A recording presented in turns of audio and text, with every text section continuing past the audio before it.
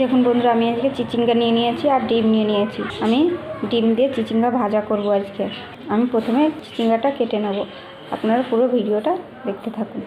দেখুন চিচিঙ্গাগুলো আমি এভাবে কেটে নিয়েছি আর ডিমও ভেঙে নিয়েছি। ডিম ভাজার জন্য কড়াইতে তেল দিয়ে দেবো। ডিম আমি দিয়ে দিয়েছি। ডিমের ভিতরে দিয়ে দেবো পরিমাণ মতন একটু লবণ।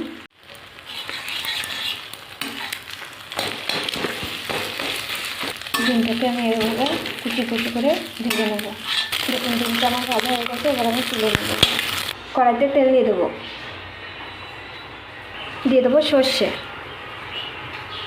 এবার দিয়ে দেবো পেঁয়াজ কুচি।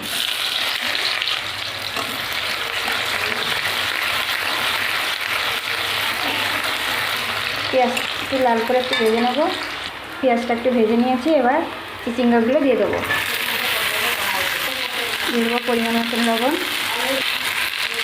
পরিমাণ মতন হলুদ, আর দিয়ে দেবো কাঁচা লঙ্কা। এটাকে এবার ভালো করে আমি ভেজে নেব। এবার আমি ঢাকা দিয়ে দেবো। এবার ঢাকাটা খুলে নেব। চিচিঙ্গাগুলো আমার সিদ্ধ হয়ে গেছে। চিচিঙ্গাটা আমার হয়ে গেছে। এবার একটু স্বাদ মতো একটু চিনি দিয়ে দেবো।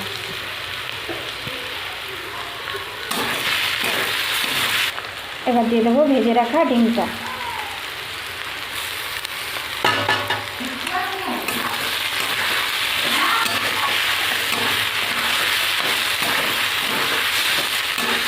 এবার আমি নামিয়ে দেবো। দেখুন আমি চিচিঙ্গাটা নামিয়ে নিয়ে এসেছি। আপনাদের যদি এই রেসিপিটা ভালো লেগে থাকে তাহলে লাইক, কমেন্ট, শেয়ার এবং সাবস্ক্রাইব করে দেবেন।